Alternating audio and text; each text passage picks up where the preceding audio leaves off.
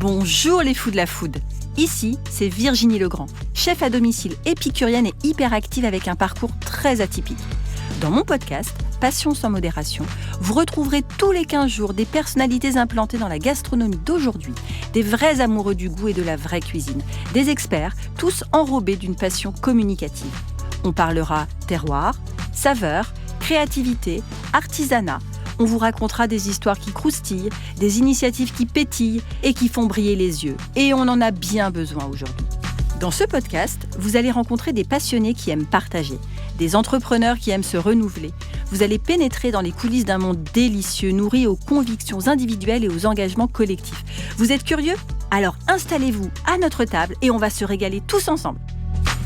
Ce podcast est soutenu par Cocorico.com, le site d'emploi leader spécialisé hôtellerie-restauration, où vous pouvez déposer vos offres d'emploi en illimité. Il collabore tout aussi bien avec des établissements étoilés, en passant par les groupes hôteliers, les franchisés, mais aussi les établissements indépendants comme les brasseries et petits bistrots du coin. Et dans le cadre de ce podcast, vous avez droit à 20% de réduction sur tous leurs abonnements. Bienvenue dans Passion sans modération, le podcast où on célèbre celles et ceux qui façonnent jour après jour le goût, la culture et le lien. Ici, on parle d'artisans de la main et de l'esprit, de femmes et d'hommes qui portent haut les couleurs du terroir, du savoir-faire, de l'exigence et du plaisir partagé. Aujourd'hui, j'ai la joie de recevoir deux invités qui, chacun à leur manière, contribuent au rayonnement d'un art de vivre français authentique. Aujourd'hui avec moi, Daniel, fondateur de la communauté French Pie qui œuvre à rassembler, promouvoir et faire voyager la culture française au-delà des frontières. À travers les artisans, les créateurs, les valeurs qu'il défend, il porte une ambition forte, celle de faire rayonner l'esprit français dans ce qu'il a de plus généreux, de plus inventif et de plus humain. Bonjour Daniel. Bonjour Virginie. À ses côtés, Laetitia, directrice export de Paul G. Valentin, crément de Limoux, qui incarne ce même engagement, mais depuis les bulles fines et l'élégance pétillante d'un terroir historique. Elle porte à l'international la singularité d'un vin, d'un héritage et d'un savoir-faire qui raconte une région, des vignerons et une identité. Bonjour Laetitia. Bonjour Virginie, bonjour Daniel. Bonjour Laetitia. Bonjour Daniel. Enchanté. Bonjour Laetitia. Bonjour la communauté. Alors justement Daniel, je commence avec toi. Oui. Comment est née cette communauté French Pie et quelle vision anime ses fondateurs, toi ? Alors, c'est vrai qu'on est deux cofondateurs. Hein.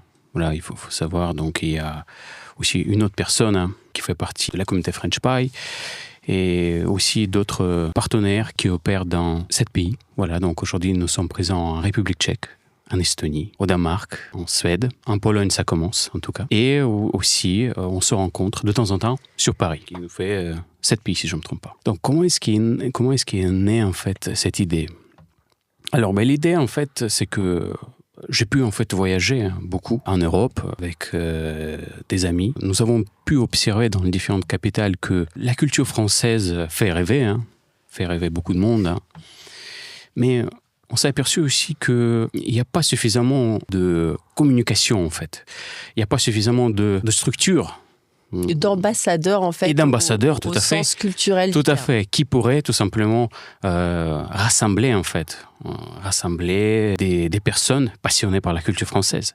Effectivement, à l'étranger, ce qu'on peut voir, c'est que oui, le luxe français, ça fait parler. Le luxe et la gastronomie. Et la gastronomie, effectivement. Effectivement, oui.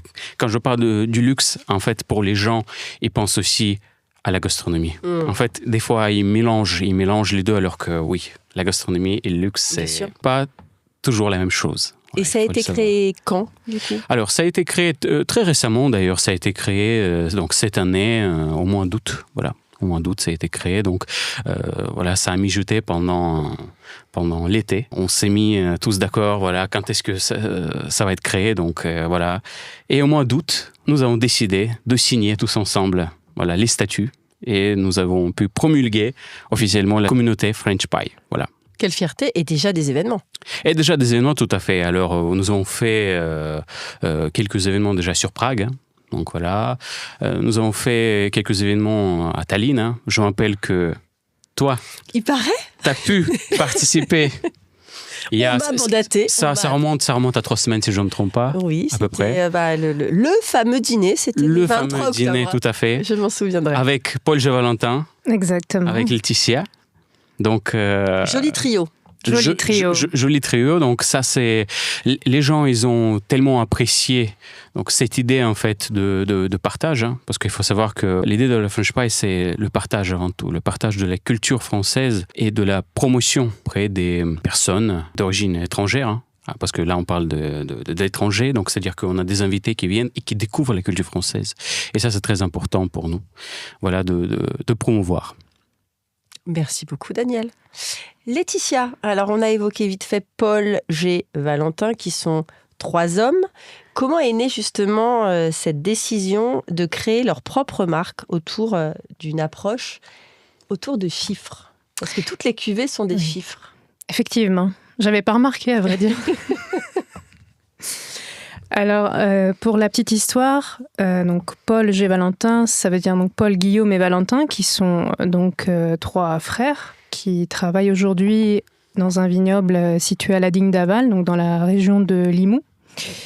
Et leurs parents se sont installés là-bas en 1989. Donc, ils avaient déjà créé un peu des cuvées un peu plus sur le style traditionnel, avec la blanquette de Limoux que tout le monde connaît. Qui est faite à partir de Mauzac, qui est un cépage emblématique de la région limouxine.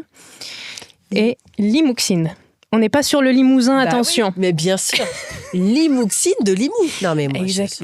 On apprend toujours dans Passion sans modération. Vive le Limouxin. Vive le Limouxin. Vive la viande. En plus, ça s'accorde bien avec la bonne viande limousine. Parce que tu parles de blanquette, moi je pense à la blanquette de veau aussi. Donc, est-ce que la blanquette de Limoux s'accorde avec la blanquette de veau ?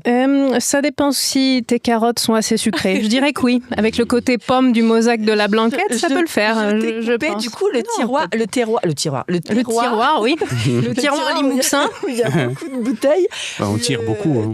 On tire beaucoup. Limouxin. Non mais on tire beaucoup. Franchement, je reviens sur tirage, bah oui, le tirage. On tire quand même par an aux alentours de 600 000 bouteilles, tout confondu, entre crément, blanc brut nature, brut rosé et la blanquette. Bon, donc oui, ça marche très bien. On est bien soudés. Ce sont vraiment des petites fourmis, quoi. On travaille nuit et jour là-bas, et surtout pendant les vendanges, parce que tout à l'heure Daniel parlait de mijoter. Mais sais-tu comment le mijotage a eu lieu avec French Pie ? Parce qu'un jour, il est venu nous voir au vignoble. Je vais être dans les coulisses. Attention. Et en fait, au vignoble, on a une jolie maison qu'on loue en tant que gîte. Et il y a une belle piscine juste à côté de cette maison. Et en fait, après, donc au mois d'août, donc pendant les vendanges, il fait très chaud. Et donc après les vendanges, on s'accorde une petite pause et on a mijoté un peu tous dans la piscine. Et bien sûr, en accompagnant ce joyeux moment avec un verre de crément et de blanquette de Limoux, de chez nous, de Paul G. Valentin. Évidemment. Quand même. Et donc, du coup, les chiffres. Les chiffres, mais j'y viens. Non, parce que là, on mijote de partout. Oui, là, on digresse. Là, on est en effervescence. On digresse. Les chiffres, donc, à la base, donc, ce sont 3 frères. Comme je l'ai dit, donc, normalement, on avait créé 3 cuvées. La cuvée de Guillaume, numéro 88, parce qu'il est né, en fait, en 1988. Mais je vais expliquer un petit peu plus après. Pourquoi aussi ces chiffres ? Parce qu'il y a une harmonie avec les chiffres, avec, tu sais, les hertz dans la musique, etc. Et oui, la bulle... Oh là là, mais c'est très zen attitude. Mais on travaille bien. Après, tu as donc Valentin, qui est né en 1991, et Paul, qui est né en 1997. Donc 3 frères, 3 cuvées à la base. Seulement, nous avons une 4e cuvée. La 69. Et pourquoi donc ? Parce que donc cette marque, nous l'avons créée en janvier. Et en février, qu'est-ce qu'il y a le 14 février ? La Saint-Valentin. Ah oui, donc on associe 69 à la Saint-Valentin. Pas du tout. Mais pas du tout. Qu'est-ce que tu... N'importe quoi. Pas du tout. Tu dis n'importe quoi, Virginie. Je vais expliquer. C'est l'année de naissance du papa. Voyons. Ah, mais bien sûr. 1969, qui s'appelle Bruno. Bruno. Et voilà. Mais on parle jamais de Bruno. Non, on parle pas. Il est très discret. Ouais, il est né en 69, donc tout est discret. Ah oui, donc il y a une vraie histoire. Restons derrière les coulisses, c'est le plus important, toujours. Donc, 4 hommes, 4 chiffres. Exactement. 4 cuvées. 4 cuvées. 4 cuvées. Et du coup, donc, on nous a demandé de créer une cuvée rosée pour la Saint-Valentin. Et c'est pour ça qu'on en a 4 maintenant. que le papa s'est inséré avec ses fils. Malgré tout, on a gardé le nom Paul G. Valentin. D'accord. Et quelles sont les caractéristiques donc, de ces effervescents ? Ils sont très très dynamiques en bouche, vraiment. L'idée, ça a été de créer un concept parce qu'aujourd'hui, la consommation d'alcool, de vin baisse. D'accord ? Même si les créments sont en pleine croissance, l'idée c'est quand même de rester un peu sur cette vague, mais de promouvoir auprès des jeunes, bien sûr toujours en consommant avec modération l'alcool, en créant des cocktails. Donc on a fait des cocktails sur mesure, avec des recettes pour chacune des cuvées, que l'on a présentées en fait ensuite à nos clients qui les ont validées ou non. Et ensuite, nous les avons intégrés dans certains menus, comme ce fameux menu où tu étais là à Tallinn, pour les accords. 7 cuvées. Ouais, 7 cuvées, 7 accords. 7 cuvées, 7 accords, mais là, on n'en avait que 4 de chez nous. C'est pour ça. C'est pour ça, voilà. Merci, Madame la directrice d'Export. Avec Quel est ton plaisir. rôle exactement, du coup ? Aucun rôle. Moi, je reste dans la piscine. On reste avec Daniel. Je pense que tu as un rôle pivot. Moi, ce que j'aime, c'est voyager, découvrir d'autres cultures, et c'est sur cet état d'esprit en fait qu'on s'entend très bien avec Daniel, c'est qu'on a envie de promouvoir en fait cet état d'esprit français, la culture, le savoir-faire, qu'elle soit en fait accessible à tout le monde. Et du coup, moi, mon rôle, c'est vraiment de contribuer à l'export et l'essor de Paul G. Valentin, et également de contribuer à l'export et l'essor de la culture, la notoriété française pour tous. On collabore bien ensemble. Non, mais c'est magnifique. C'est vrai que cette ambition, elle est quand même sublime. Petite question. Alors, quels sont les stéréotypes, et positifs et négatifs, qui reviennent le plus dans la bouche des étrangers concernant la France ? Alors, Qu'on puisse se remettre un peu en question. À la fois le côté cocorico, on est fier, et en même temps, peut-être se remettre en question. Petite arrogance. La petite arrogance, mais en même temps, on est un peu fier de notre culture, donc pourquoi ne pas l'être ? Donc, une arrogance fière. Une arrogance Une fière, fierté mais arrogante. positive. positive, oui. Et je dirais aussi les comiques. Les Français sont des comiques. D'ailleurs, notre première conférence de l'année, en 2006, ça sera sur l'art de la comédie française. Ah, bien. Mais comédie française, attention, on ne parle pas du théâtre, on parle du cinéma. Donc, de Fernandel à Danny Boone. Ah, génial. Voilà. Super, donc autour des films qui ont cristallisé cette comédie. Autour des films. Donc, ça sera à Prague et à Tallinn, du coup, pour commencer. C'est génial. Comment vous la structurez cette Alors, il va s'agir soirée d'une conférence. Il va s'agir d'une conférence en collaboration directe avec Paul G. Valentin, bien sûr, comme d'habitude. Parce que les bulles, ça marche très très bien. Ouais, bien sûr. Ça fait rire les gens. Ça fait rire les gens toujours, voilà. Même ceux qui sont bougons, ça les fait rire un moment ou un autre. Bien sûr. Oui. Donc, ce sera un maître conférence qui va venir de l'université de Bordeaux et de Paris, en fait, qui vont animer donc cette soirée.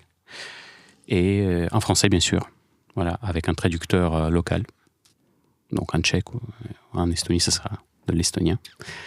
Voilà. Et pour faire découvrir, effectivement, la spécificité des comédies françaises, en fait, qui ont façonné, en fait, le peuple français aussi. Hein. Il faut le savoir que... C'est pour ça qu'on dit que les Français sont des comiques. Et c'est vrai, c'est un peuple des comiques. Et quand on pense, c'est ça ce qui fait le charme, en fait. Bon, aujourd'hui, c'est vrai qu'on l'a un peu perdu, hein, cet humour. Voilà. Mais avec French Pie, tout va revenir. Avec French Pie, on sourit. Il faut que tu nous fasses un petit punchline. Il faut sourire, tout à fait. Avec French Pie, on n'arrête pas de sourire. Ça, c'est le plus important dans la vie. Parce que celui qui sourit, celui qui rit, en fait, vit le mieux et plus longtemps. Ça préserve de beaucoup de maladies de ça rire. Préserve, et on dit qu'il faut au moins rire une fois par jour. Quand on est ensemble, il n'y a pas de problème. Hein. Toujours. On a du rab. Oh, on a du rab pour plusieurs mois, en général. C'est pour ça que les Français ont dépassé les Japonais. en termes de durée de vie. De durée de vie, voilà. Donc nous, on est parti sur les 300 ans, là, c'est foutu. Donc, le vin et le rire. Ouais. Ça prolonge la vie. Très bien, on adore, moi j'adore. Du coup, Laetitia, comment, si on revient un petit peu d'un point de vue technique, comment justement Paul G. Valentin travaille la vigne pour préserver l'équilibre entre la tradition et le besoin de modernité, d'ouverture vers une culture plus contemporaine ? Disons que la marque Paul G. Valentin elle a vraiment un style très moderne, très minimaliste qui plaît beaucoup aujourd'hui. C'est un peu la tendance pour les jeunes générations. C'est parce que vous savez très bien qu'on achète tous avec les yeux dans un premier temps. Hein. Quand on regarde un produit, le marketing fait beaucoup de choses. Mais quand même, on essaie de faire un produit ultra qualitatif qui soit accessible à tout le monde. Parce que c'est quand même quelque chose de très important pour nous que tout le monde puisse en profiter un maximum. Après, tout ce qui est côté vigne et donc viticulture, depuis l'arrivée en fait du père et de la mère de Paul Guillaume et Valentin, on a toujours été dans cette agriculture en fait raisonnée. On utilise très très peu d'intrants. De toute façon, on n'en a pas vraiment besoin parce qu'avec le climat de Limoux, déjà, on est assez en hauteur avec les vignes. Hein. Au maximum, on est à peu près à 500 mètres en hauteur. Donc, tu as la mer qui est pas très loin, la mer Méditerranée. Donc, on est à peu près 1h30, 2 heures de route. Donc, tu as l'iode qui est là, qui nettoie un petit peu, qui purifie l'atmosphère. Le vent des Pyrénées. Donc, et le soleil du sud, qui contribue aussi à l'élimination des potentielles maladies de la vigne, comme le mildiou. Donc, en fait, on n'a pas vraiment besoin d'intrants et on a toujours été en accord avec la biodiversité. C'est beau, non ? C'est beau. Et en plus, c'est la vérité. C'est l'harmonie. J'étais en train de décrire et j'étais là, en hauteur, puis je sentais l'iode et je me disais, j'ai envie de me baigner. Magnifique. Est-ce que tu veux une huître ? Mais quel C'est bizarre cette phrase. Mais ça va très bien avec nos créments, c'est pour ça. C'est vrai. Mais oui, pour un petit accord mais vin, voilà encore une fois, il faut profiter. Et il vous laisse justement complètement carte blanche pour ces accords ? Oui, effectivement. Après, tant que tout le monde est d'accord, en effet. Pour valoriser au mieux, évidemment, les cuvées. C'est ça. Oui, on ne va pas partir dans des délires. Non. On n'est pas des mini-alchimistes. Restons sur les choses qui fonctionnent, les bases, en innovant un petit peu, évidemment, mais en restant avec les choses fondamentales que tout le monde aime et aimera toujours, comme le vin. Merci. Monsieur Daniel. Oui, Virginie. Depuis quand tu t'es passionné de cette interculturalité que tu mets dans toutes tes initiatives ? Alors, depuis quand ? Depuis mon enfance, je dirais. Ça a commencé, oui, quand je suis arrivé. Il y a un ton de philosophe. Quand je suis arrivé en France à l'âge de 11 ans, parce que je suis d'origine russe, voilà. Et donc, j'ai commencé à des bases. Bon, déjà, la langue française, hein, c'est le plus important pour comprendre les grands classiques. Hein. Et pour s'intégrer, il fallait trouver un dialogue avec les copains. Les copains, voilà, les collégiens, les lycéens. À l'université Paris, c'est la même chose. Les étudiants, les adultes. Les adultes, voilà. Et après, il faut savoir qu'il faut aussi s'intéresser à la culture. À la culture il faut la vivre. Hein. Et moi, vu que je suis arrivé à l'âge de 11 ans, j'ai commencé à vivre cette culture. Et c'est ça, en fait, qui fait la différence. Parce que tu peux, effectivement, apprendre chez toi une culture étrangère. Par exemple, la culture russe en France. Un Français qui va l'apprendre, c'est bien. Hein. Mais pour la sentir, vraiment, il faut venir directement. Il faut partir. Mm-hmm. Comme tu l'as fait, par exemple. Tu vois, tu es venu à Tallinn et tu l'as senti. Je ne suis pas restée assez longtemps. Les Estoniens, tu les as sentis. Mais c'est vrai. Voilà. Et les Estoniens... T'imprégner, en fait. Voilà, t'imprégner. Voilà. Et ça, c'est important. Et la passion, en fait, est née là, en fait. Et mon chemin, il a commencé... ma passion pour la culture française, voilà. Donc, il peut s'expliquer, en fait, comme ça. Un chemin très, très long. Et aujourd'hui, je suis fier, en fait, de promouvoir la culture française à l'étranger, en fait. De partager. Donc pourquoi French Pie d'ailleurs ? Parce qu'on partage une tarte. C'est la tarte française.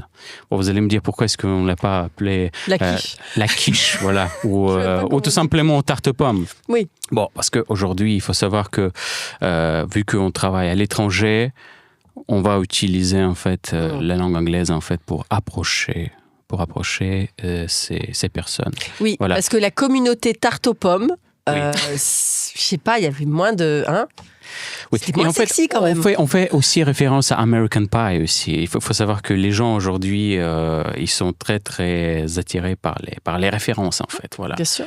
Oui, pour les rassurer aussi. Pour les rassurer, et ça aussi c'est très important. Donc l'habitude que nous avons chez French Pie, c'est de partager une tarte en fin de chaque événement. Donc, à la fin de chaque conférence, en fin de chaque soirée, on partage une tarte. Une bonne tarte aux pommes. Voilà, une bonne tarte pomme bien normande. J'adore. Avec de la crème, avec... Voilà. Ouais, avec la cannelle. Tout à fait. Et c'est ça. Donc, si je peux résumer en 3 mots, en fait, l'association French Pie, qu'est-ce que c'est ? C'est tout simplement valoriser, transmettre et partager, en fait. Voilà. Magnifique. Quelle belle ambassade. Magnifique. Belle mission, en tout cas. Et toi, Laetitia, ton rapport justement à cette interculturalité, toi aussi, tu as beaucoup voyagé, tu parles beaucoup de langues, donc tu as un rapport à la culture, mais quand tu parles de la culture, moi je pense que c'est même les cultures, parce que tu es ouvert à toutes les cultures. En fait, vous êtes dans un cosmopolitisme c'est affiché, le cosmopolitisme, tout à fait. qui est le vrai cosmopolitisme dans l'élan et dans le lien à l'autre, en fait. On ne parle pas du globalisme, mais on parle Bien du sûr. cosmopolitisme. Ouais. Et ça j'aime bien ce terme, parce que c'est ça, en fait, qui nous décrit, en fait. Et toi, d'ailleurs, aussi. Parce que tu voyages beaucoup, tu as pu participer à d'autres événements aussi avec nous. Et au Danemark. Oui, on est parti. Au Danemark aussi, avec French Pie, ça s'est très très bien passé. Et voilà, le cosmopolite, c'est ça, en fait. Pour moi, c'est l'avenir, en fait. C'est le futur. C'est plus le globalisme, parce que le globalisme, pour moi, c'est la consommation avant tout. On consomme pour être uniforme. Voilà, et ça c'est très important de le comprendre. Aussi, donc, ce qu'on ne veut pas aussi, c'est l'uniformisation européenne, en fait, que nous avons actuellement, qui nous pousse à être un peuple uniforme. Et à perdre l'identité. Et nous, en fait, ce qu'on veut, c'est qu'on ne veut pas ça. On veut aujourd'hui se démarquer, c'est-à-dire qu'on veut dire que la culture française existe. On veut la promouvoir parce qu'on l'aime. C'est ça, en fait, notre mission. Et dès lors qu'on commence à assumer, en fait, cette mission, ça plaît aux gens. Parce que là, en fait, ils retrouvent quelque chose d'authentique, en fait. Et l'authenticité, en fait, c'est ce qui fait, en fait, la beauté, en fait, de la culture française. Ouais, tu les rappelles à l'essentiel, au socle, Tout à fait. Tu vois. Et je trouve ça très, très, très, très beau, en fait. Oui, et puis le fait de partager en fait sa culture avec d'autres, ça montre aussi une autre approche. C'est-à-dire que moi, je te montre ce que je sais faire. Je sais pas, on fait un atelier cuisine, par exemple, comme tu l'as fait avec Silver Tallinn. En fait, tu as cuisiné avec des ingrédients qui sont estoniens, donc qui n'ont pas forcément le même goût qu'en France, donc tu as dû t'adapter. Et en fait, c'est ça aussi, c'est un genre d'adaptation avec l'autre, mais tout en gardant son identité. En fait, personne ne se fond dans la masse, on évolue ensemble. C'est le côte à côte. Exactement. C'est le avec. Exactement. Oui. Tout à fait. Et on n'est jamais en fait dans les coulisses où l'un plus fort que l'autre. Non, on est tous ensemble et on évolue avec l'autre. C'est ça l'interculturalité. Mais oui, la vraie interculturalité, c'est le dialogue. Exactement. Le dialogue, c'est bien dit. C'est bien dit. J'essaye de préparer mes sujets. Alors, Laetitia, quels marchés à l'international se montrent les plus réceptifs à l'histoire de la marque? Écoute, vu que l'on a créé cette marque au début de cette année, on n'a pas forcément été encore partout. Pour le moment, on a commencé au niveau européen et je dois dire que tout le monde est très réceptif. Tout le monde aime beaucoup le style des vins parce qu'ils sont extrêmement frais. On est sur un vieillissement en fait d'environ 15 mois. Donc on peut faire un petit peu de tout en termes d'accompagnement. On peut autant accompagner nos créments et blanquettes avec pour faire des cocktails. On peut les accompagner avec des apéritifs ou de la haute gastronomie. En fait, c'est vraiment assez malléable. Et c'est ce que tout le monde aime dans nos vins. Après, les pays qui se démarquent le plus, je dirais qu'à l'instant T, c'est l'Estonie, la République tchèque.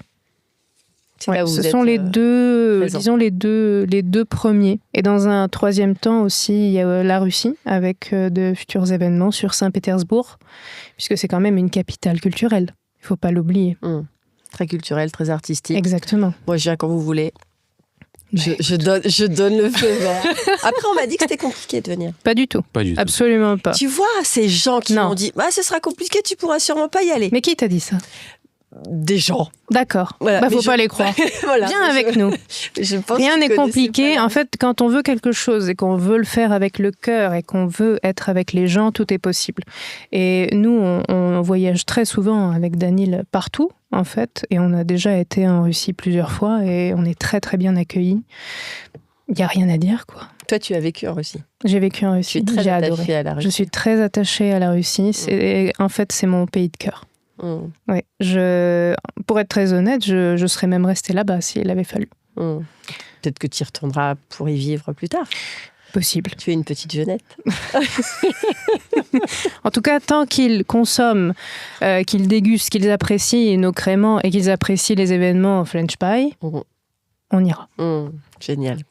Monsieur Daniel, Oui. alors justement, si on a un petit génie, il vient et on frotte la lampe du petit génie, on aimerait quoi comme collaboration dingue ou comme événement dingue pour la Petit communauté French Pie? Petit génie qui est là, qui se trémousse. Ouh. Que ce soit partout, en fait. Chaque événement en même temps. Un petit peu comme... Waouh. non, Ah, c'est ça, pas c'est- ça. Il m'en avait parlé une fois, en fait. Parce que moi, j'ai pensé à comment il s'appelait? C'était Gustave Escoffier? Non, je veux pas dire de bêtises. Auguste Escoffier. Auguste Escoffier, pardon, excusez-moi. Gustave Eiffel. On a fait un petit Oui, mix. c'est pas très grave après tout. Ils font partie de la notoriété française. C'est ça. Donc Auguste Escoffier. Et oui, qui avait fait en fait son dernier repas gastronomique en même temps dans plusieurs villes dans le monde. Et en fait, tout le monde avait mis avait réglé l'heure, donc chacun avait préparé un dîner. Je sais pas, par exemple, c'est au Japon, à New York, à Chicago, etc. Mais partout. Et il avait fait ça. Je sais plus, c'était dans les années fin 1800. Fin 19. c'est Ouais, fin ça 19. Ouais, c'est ça. Et c'était incroyable pour l'époque. Et je pense que nous, on devrait faire ça en même temps. Voilà, on met les pendules à l'heure partout. Et alors moi, je suis où Chronométré, on va Dans lequel chronométrer. Parce que, ou alors, il faut... Qu'est-ce qu'il dit? Chronométré. On va chronométrer. Alors Ouais, là, il va me falloir des doubles numériques, du coup. Bah oui. Des holographes. Et alors, on l'a déjà fait en politique. Jean-Luc, si tu nous écoutes. Prête-nous ta cam. Non, mais ça, ce serait génial. Alors, bon, si on redescend un petit peu plus sur Terre pour l'instant, mais ça peut être une ambition folle. Oui. Qu'est-ce que tu aimerais, un événement, là, en 2026, on te dit, tout est possible. Qu'est-ce que tu voudrais? Tout est possible. Pour la Un communauté. événement à la Gatsby. Oui. Oh, c'est bon ça. Vous allez faire une soirée comme ça? Oui, d'ailleurs, on va faire une soirée comme ça, mais ce sera un été, le 14 juillet d'ailleurs. C'est la French Touch en fait, on l'a appelé comme ça, French Touch Party.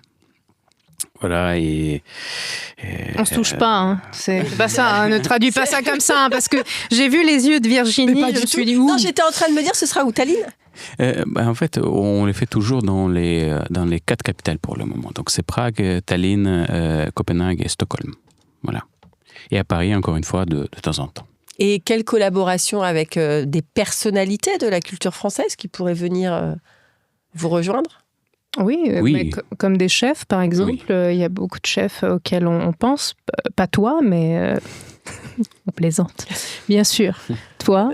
Non, mais effectivement, il y a plein de gens qui incarnent cette culture à la fois gastronomique, artistique, musicale, Mais on veut, peintre. On va inviter pendant nos événements en fait des artistes parce que l'idée c'est quand même de créer en fait un concept.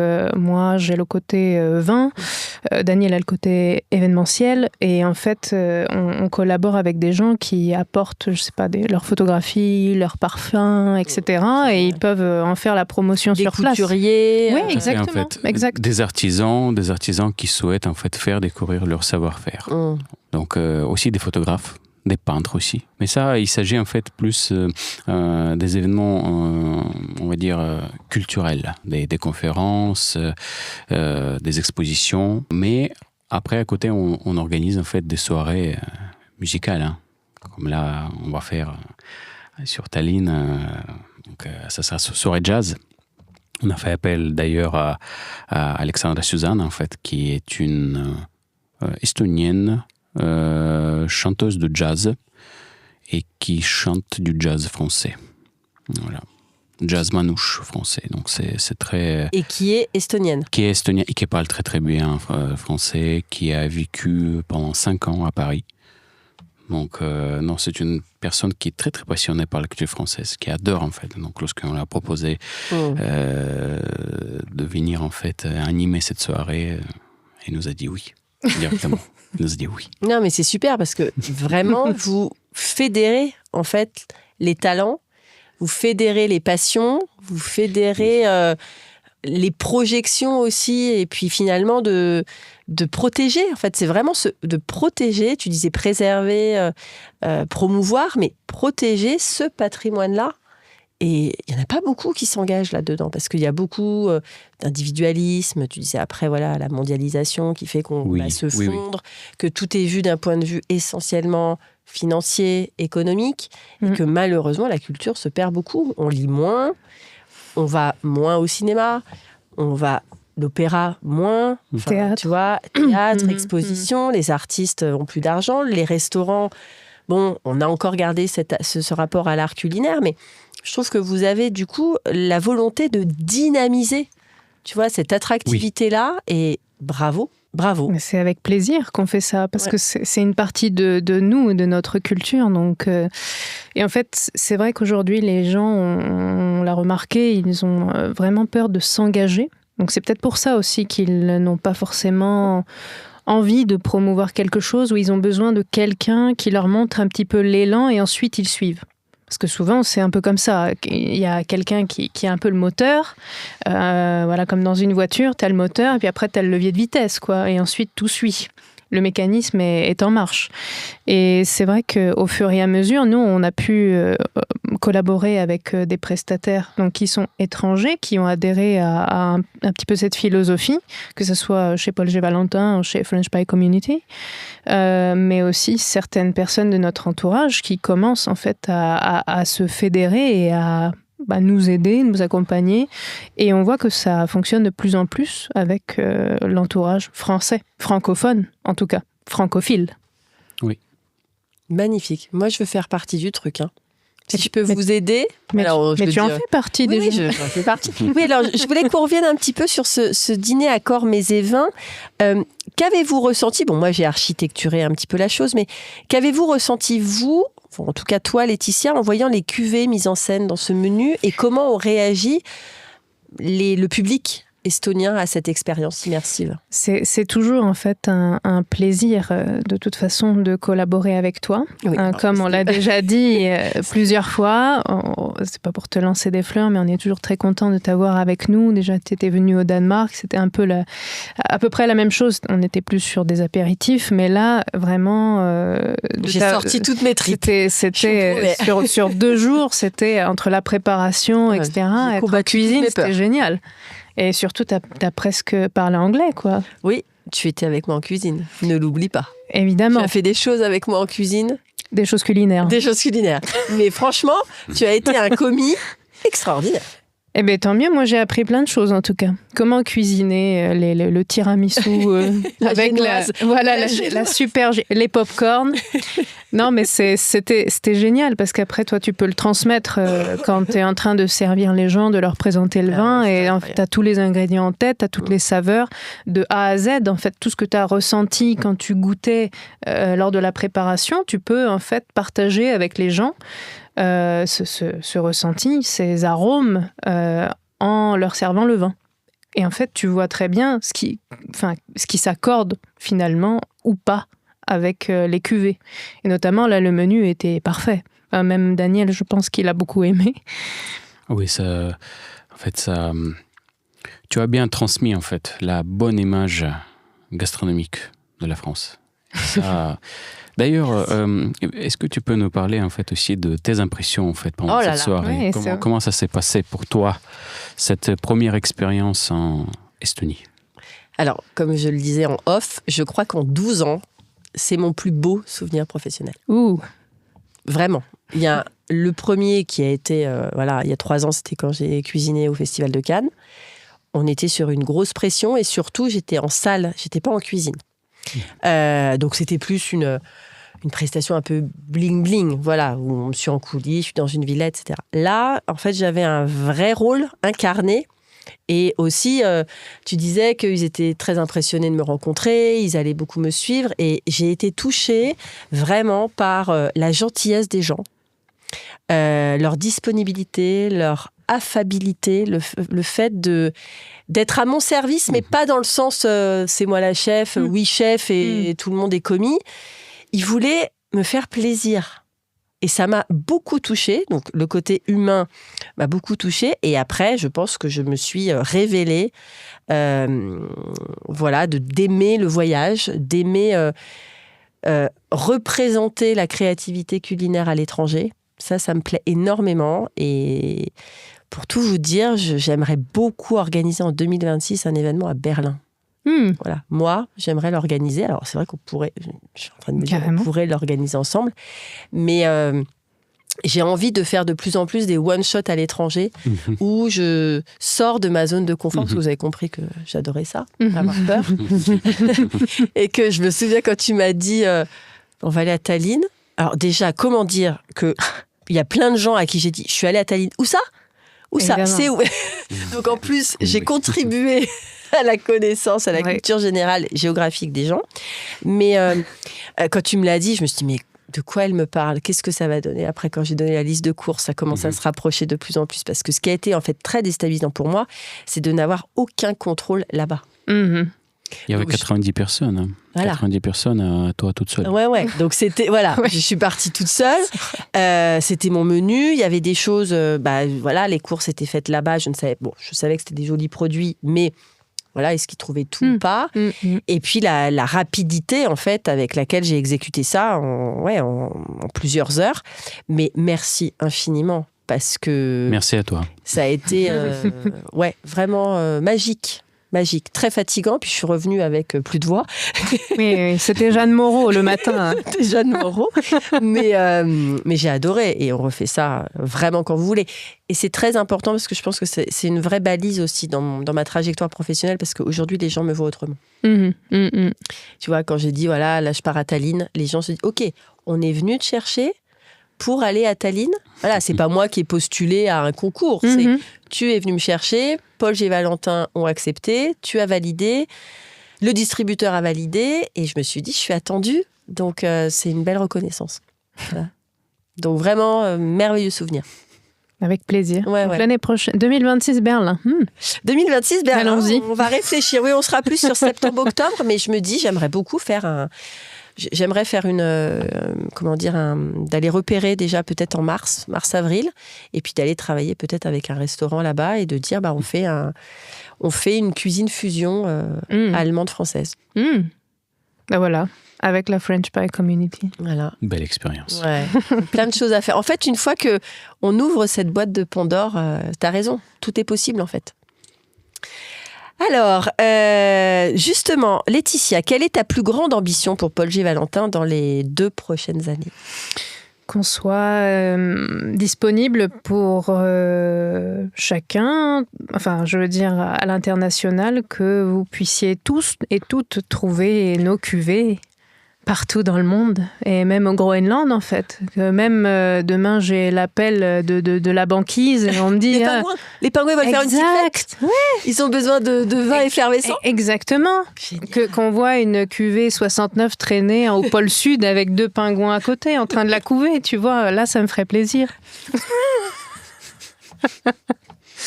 Non, mais... Livraison rapide. 24 heures chronopost. Non, mais en fait, c'est vrai que là, on est parti sur le ton de la blague, mais en même temps, c'est un peu ce dont on a envie, et on va réussir, en fait, parce que c'est l'ambition, donc on va y arriver, dans les 2 prochaines années, que tous nos créments soient disponibles sur chacun des continents sur la Terre. Et ensuite, on verra avec Elon Musk pour aller sur Mars. C'est bon, ça. Alors, dernière question, parce qu'après, je voudrais vous poser d'autres petites questions un petit peu plus légères. Justement, qu'est-ce que vous diriez aux jeunes d'aujourd'hui par rapport à votre rôle tous les deux en termes de culture et viticole et entrepreneuriale et communautaire Quel message vous aimeriez passer à cette jeunesse qui se pose plein de questions? Pour ma part, je leur dirais de jamais avoir peur. Si vous avez des rêves, il faut toujours essayer, même si vous avez peur. En fait, le vide fait peur, sortir de la zone de confort fait peur. Mais sachez que si vous ne le faites pas, vous allez le regretter. Et soyez fiers de ce que vous êtes, de ce que vous faites. Et ne pas hésiter à prendre des risques. Parce qu'en fait, ça paiera toujours à un moment donné. Voilà. Beau. Monsieur Daniel? Oui. Le plus important, voilà, c'est de savoir ce qu'on veut, en fait, dans la vie. C'est le moment clé, en fait. Vraiment. Parce que, effectivement, comme Laetitia l'a dit, quand dans la tête, il n'y a que du vide, c'est comme le vent. Hein. Le vent, ça souffle, et puis ça n'apporte rien, finalement. Enfin, si, ça aide à l'écosystème, hein, ça aide, mais c'est autre chose. Hein. C'est autre chose. Voilà, donc, rester sur ses pieds, c'est le plus important, et aller droit, en fait, droit au but. Voilà, c'est le message que j'ai envie de passer aux jeunes, et surtout, en fait, éprouver un intérêt, en fait, pour une cause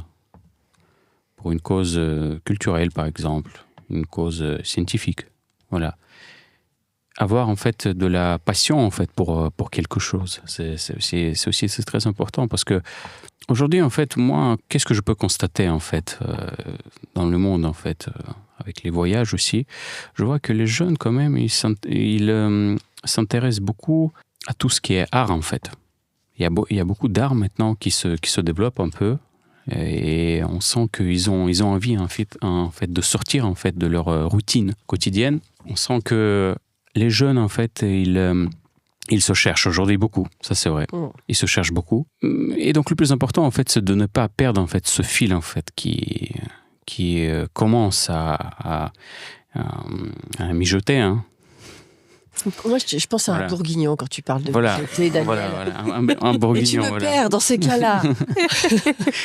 Et encore une fois, restez sur sa ligne, en fait. Voilà, si vous aimez quelque chose, continuez. Continuez. C'est la seule chose que je peux aujourd'hui conseiller, en fait, aux jeunes d'aujourd'hui. Et si vous allez continuer de rester sur votre ligne, vous allez réussir, malgré les difficultés que ça peut avoir. Hein.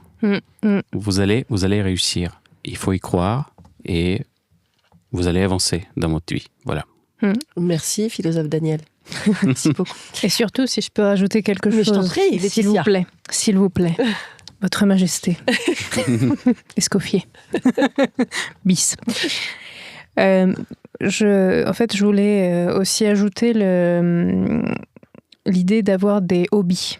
C'est vrai qu'on constate aujourd'hui qu'on a toujours... Chacun d'entre nous, en fait, est pris partout. Un manque de temps de faire les choses. Mais il ne faut pas hésiter à avoir des hobbies, à toucher à tout. Même si vous vous dites « Oh, la photographie, c'est pas mon truc, c'est nul ». Oui, mais c'est nul, pourquoi? T'as essayé? Non. Alors essaye. En fait, touche à tout. Et après, tu trouveras ta voie, ta passion. Et comme a dit Daniel, le chemin vers lequel tu veux aller. La curiosité. Exactement, oui. C'est ce qui manque beaucoup. Oui. Et je pense que c'est ça la base aussi de la puissance peut-être d'une génération, c'est d'être ouvert, d'être curieux. D'être humain. Voilà. On manque beaucoup d'humanité, d'humanisme, je ne sais pas, mais d'humanité. On est beaucoup sur nos écrans, beaucoup dans le digital, on se rencontre beaucoup sur Internet. En fait, on se rencontre, on se parle sans se parler. C'est quand même dommage. C'est mieux les rencontres en vrai, non? Déjeuner ensemble, partager un bon vin. Coupette. Pourquoi une petite? À consommer sans modération. À consommer avec ou sans? On ne sait plus. J'écrivais ça. Non, mais on ne sait plus. C'est passion sans modération. C'est ça, voilà. À consommer avec modération. L'abus d'alcool est dangereux pour la santé. Alors maintenant, je prends le lead. Alors, tu es déjà venue, Laetitia, il y a très longtemps de cela, dans les premiers épisodes. Oui, j'étais en couche-culotte. Voilà, tu étais en couche-culotte. Donc, tu as eu sûrement cette question-là, mais c'est pas grave, je vais vous la reposer à tous les deux. Donc, Daniel, tu sais que je suis une ancienne prof de lettres. Oui, tout à fait. Donc, je vous cite un petit passage d'un roman que j'aime beaucoup. Et après, on voit. Mais quand d'un passé ancien, rien ne subsiste, après la mort des êtres, après la destruction des choses, seule, plus frêle mais plus vivace, plus immatérielle, plus persistante, plus fidèle, l'odeur et la saveur restent encore longtemps comme des âmes, à se rappeler, à attendre, à espérer, sur la ruine de tout le reste, à porter sans fléchir sur leurs gouttelettes presque impalpables, l'édifice immense du souvenir. Marcel Proust, évidemment. Big up Marcel. Quelle est votre Madeleine de Proust ? Le temps et le temps. À la recherche du temps perdu. On perd pas notre temps ici. Non, jamais. Surtout pour rigoler. Voilà. Et pour parler sérieusement aussi, parce que c'est très profond, c'est à la fois léger et philosophique. C'est ça qui est bon. Ouais. Donc, est-ce que vous avez une Madeleine de Proust ? Quelque chose qui vous ramène en enfance ? Je vais pas dire le vin parce que j'en avais pas encore dans le biberon.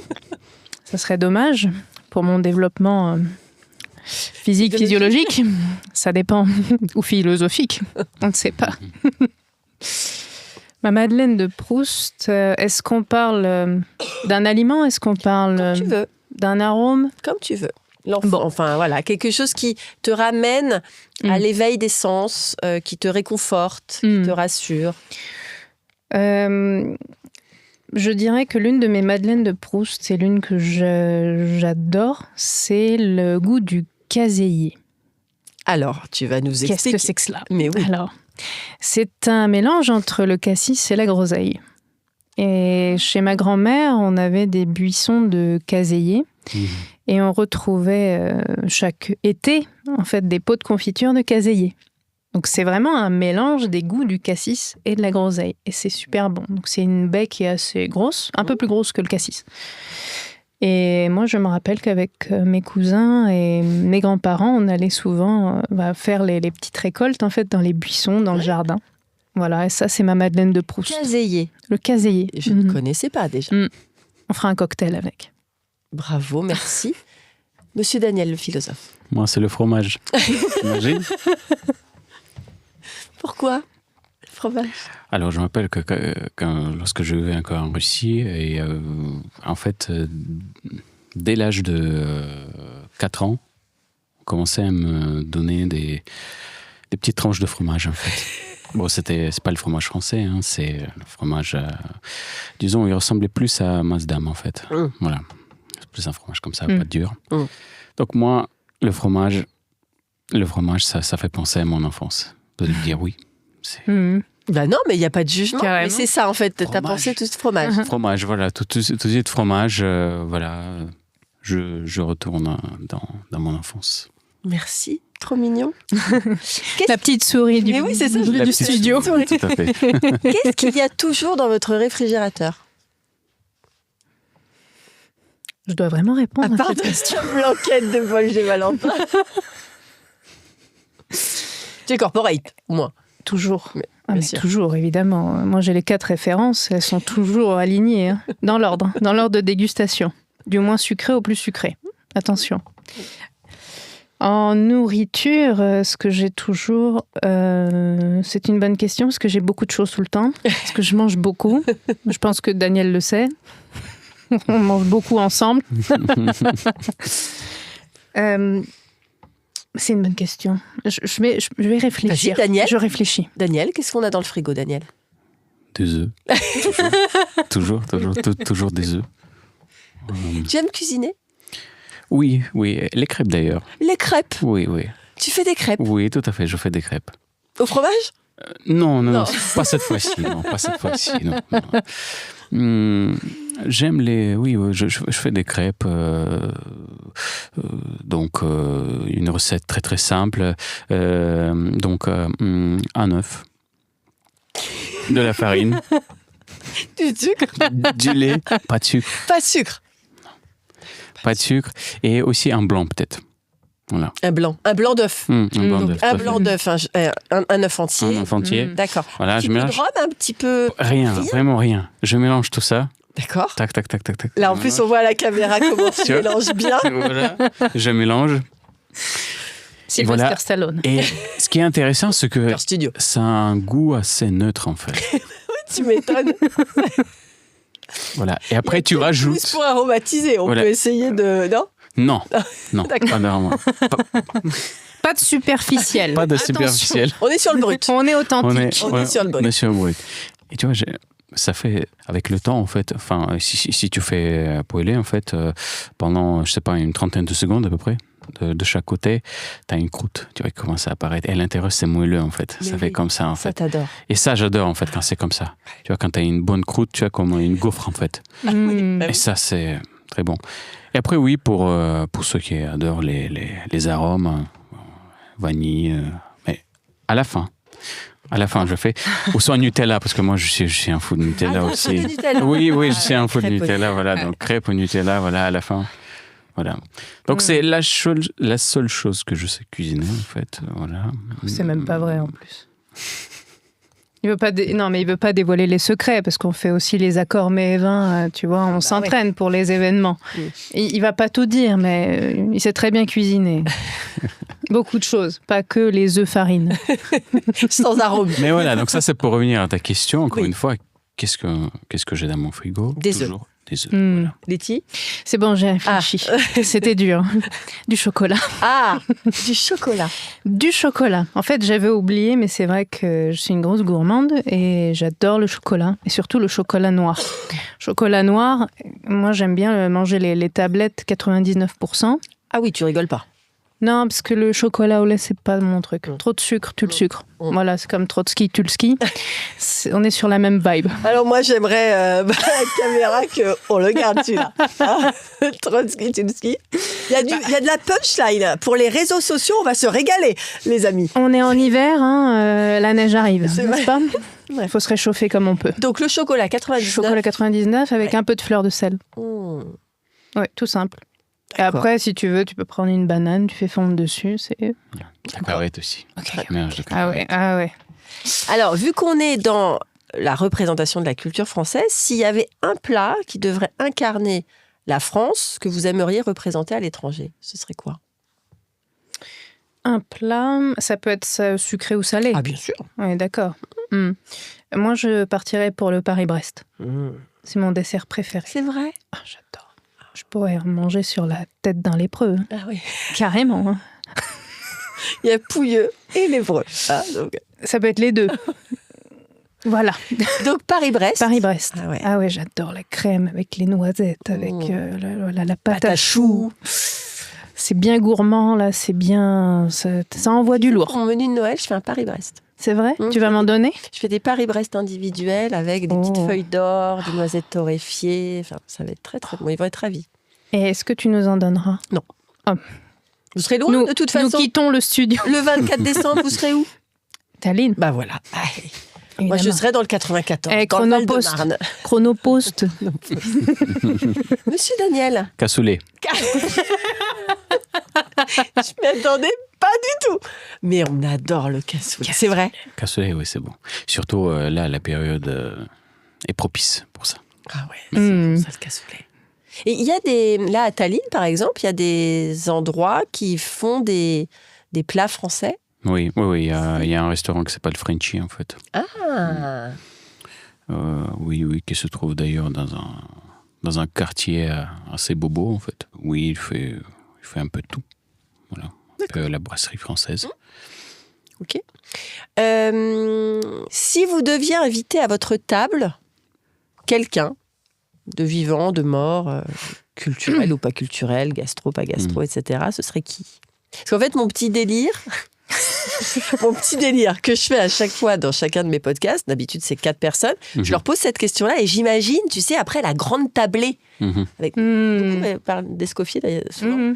Mais ça peut être des acteurs, ça peut être des personnages fictifs de livres, et à la fin j'imagine la tablée et c'est moi qui cuisine pour toute la tablée. C'est mon petit délire. Intéressant.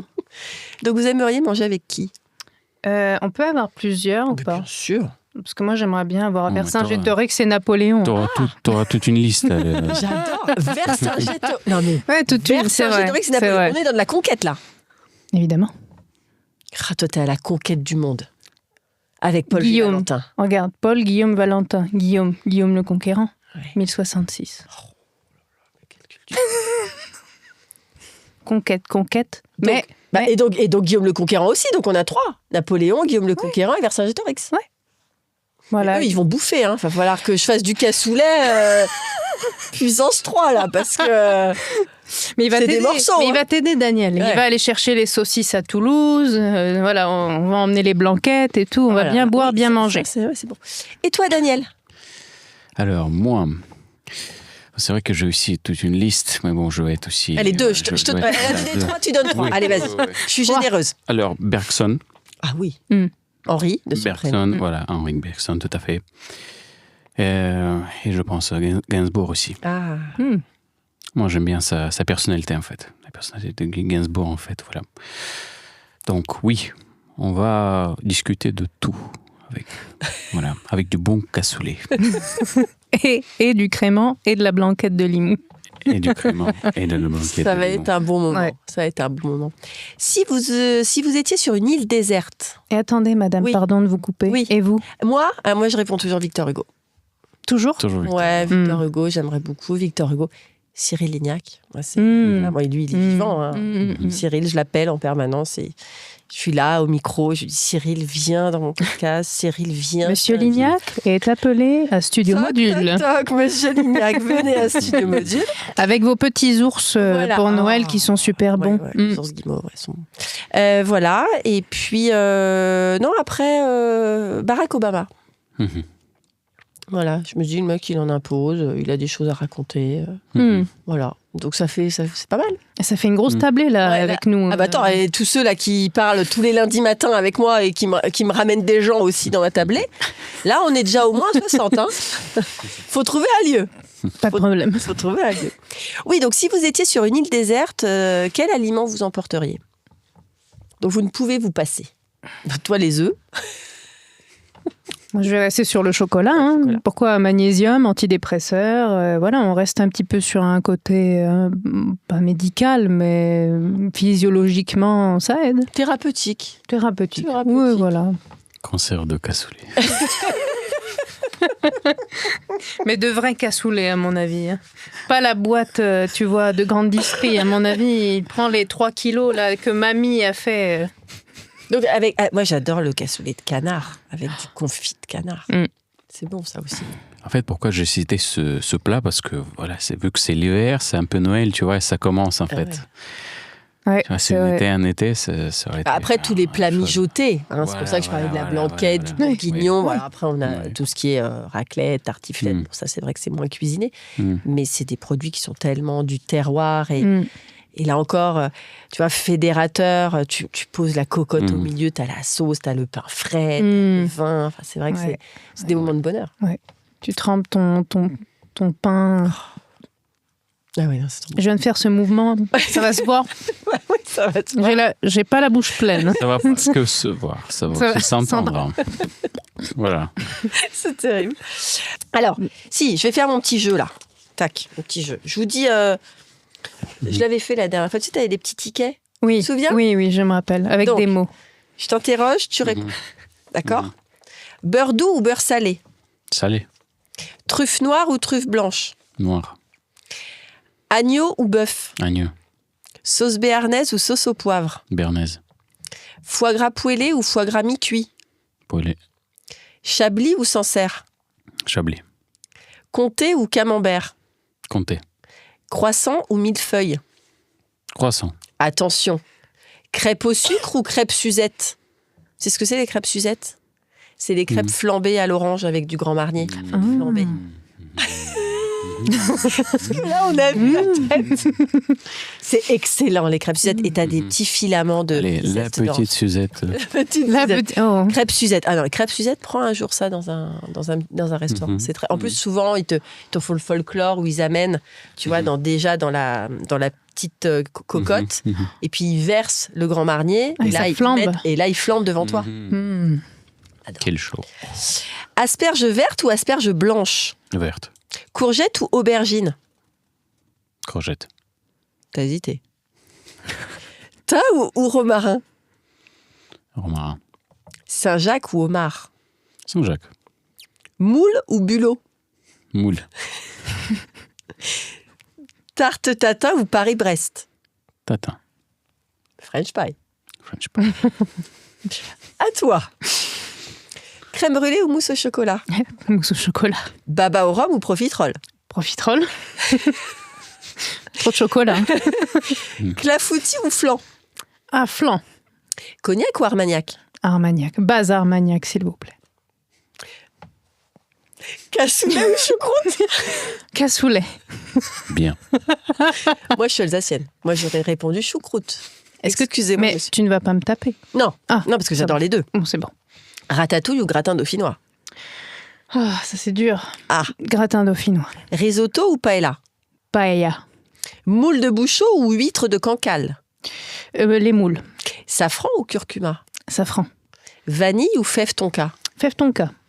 Paprika ou piment d'Espelette? Paprika. Qui pique pas. Pain au chocolat ou croissant aux amandes? Chocolatine.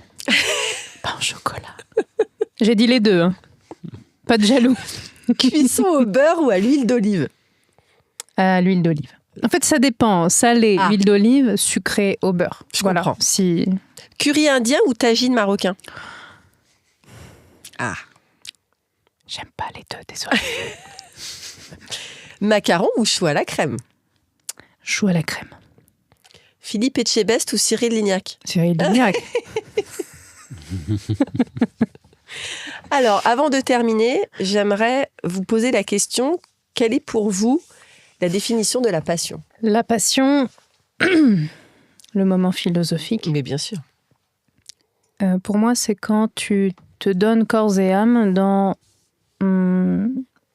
quelque chose ou pour un événement, une passion que tu as en général. Je veux dire, ça peut être un hobby, ça peut être les créations pour les artistes qu'ils aiment faire.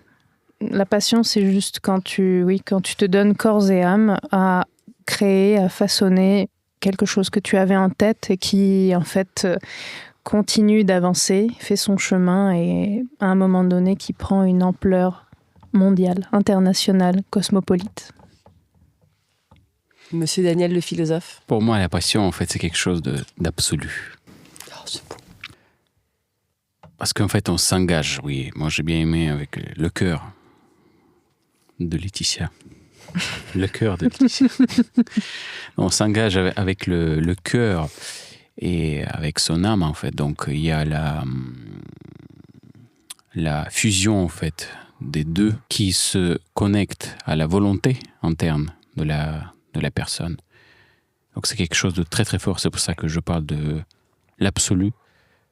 Et c'est quand on a une passion très, très forte pour quelque chose, on avance vers cette chose pour atteindre, en fait, l'objectif final. C'est pour ça que je suis passionné par quelque chose, par l'art, en fait. Si je suis passionné par l'art ou par la musique, je vis avec mon âme. Et ça, c'est très important, Oh, de vivre avec son âme. Comme toi, en fait. Toi, tu es un passionné, en fait. Tu crois? De la gastronomie. Ah oui, tu es une passionnée. Et ça se voit, en fait. On t'a vu en action, tu sais, Virginie. Et ça, c'est très important. On t'a vu en action et à travers tes yeux, en fait, ton âme, en fait, qui chantait durant la soirée. Et oui, oui. Et ça, en fait, ça, c'est une vraie passion, tu vois. Voilà. Merci. Je vais conclure. Deux parcours, deux univers, mais un même dénominateur commun, le désir de partager, de transmettre et de valoriser ce que la France a de meilleur à offrir. Ensemble, ils ont tracé un pont entre territoire et monde, entre traditions et modernité, entre passion et rayonnement. L'interculturalité comme horizon, les belles convictions chevillées au cœur, le goût du lien et la curiosité sans modération. Mille merci pour cet échange enrichissant, philosophique et souriant. Merci beaucoup, Daniel. Merci, Virginie. Merci beaucoup, Laetitia. Merci Virginie. Vive la culture, vive la viticulture. Avec plaisir. Vive la France. Vive la République. Ça y est, notre rencontre prend fin. J'espère que l'inspiration et l'immersion dans l'univers de tous mes invités vous ont mis l'eau à la bouche. La conversation vous a plu ? Les confidences vous ont ému ? Merci de laisser un avis et vous abonner pour ne rien manquer des prochains épisodes et pour le propulser encore plus loin. N'oubliez pas de faire un petit tour sur mon site internet communique-passion.fr et de vous abonner à ma newsletter. À très vite pour de nouvelles aventures gastronomiques.